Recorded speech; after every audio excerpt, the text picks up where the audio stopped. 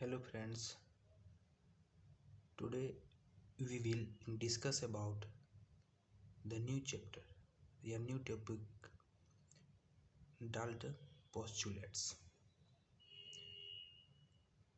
Dalton postulates कोई नई कहानी नहीं है।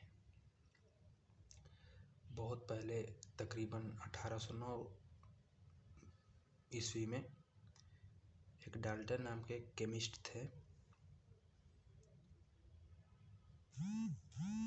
उन्होंने अपने जीवन में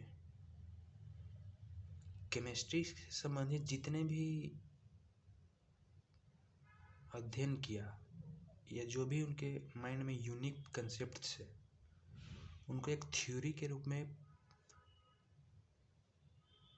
5 पोस्टुलेट्स संसार को दिए, जो उस समय के लिए केमिस्ट्री की दुनिया में एक महान उपलब्धि मानी गई, जो बाद में चलकर उसी के आधार पर हमने आगे का अध्ययन शुरू किया। तो देखते हैं डाल्टन ने 1809 में 5 पोस्टुलेट दिए। तो वही लिखा हुआ है, Dalton gives 5 postulates in 1809 which explain our theory in form of 5 postulates.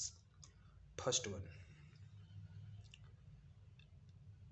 each matter consists of a smallest particle known as atom. उन्होंने उस समय कहा कि प्रत्येक मैटर या पदार्थ जो भी कह ले अपने एक छोटे से छोटे पार्टिकल से मिलकर बना होता है, जिसे हम नोन एज एटम कहते हैं।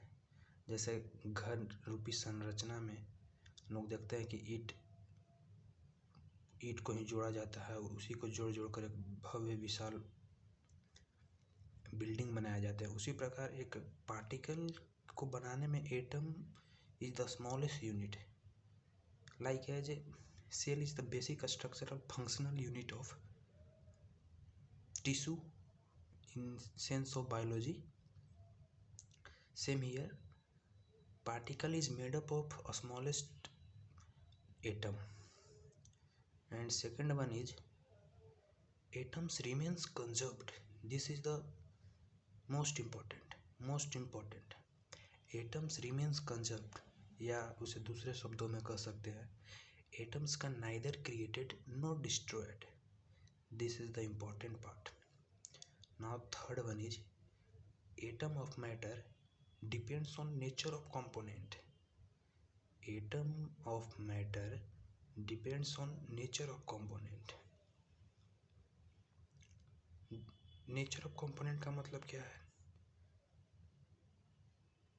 That is atomic number, जिसे हम Z से रिप्रेजेंट करते हैं। जैसे कोई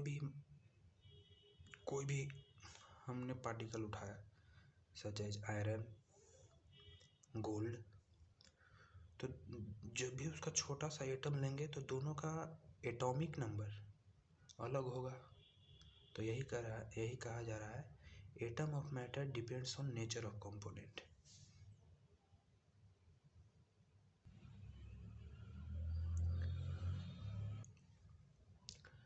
now fourth postulate is atoms combined together to form molecules as simple। जैसा कि हमने सभी जानते हैं कि ब्रिक जब बहुत सारे ब्रिक्स कंबाइंड होकर एक संरचना बनाते हैं तो एक बिल्डिंग्स बनती है। सेम उसी प्रकार एटम्स कंबाइंस करके मॉलिक्यूल्स बनाता है। Now fifth one is atoms participate in chemical reaction. Atoms participate in chemical reaction. तो हमने देखा Dalton's postulates which is given by Dalton in 1809 in the form of postulates. This topic is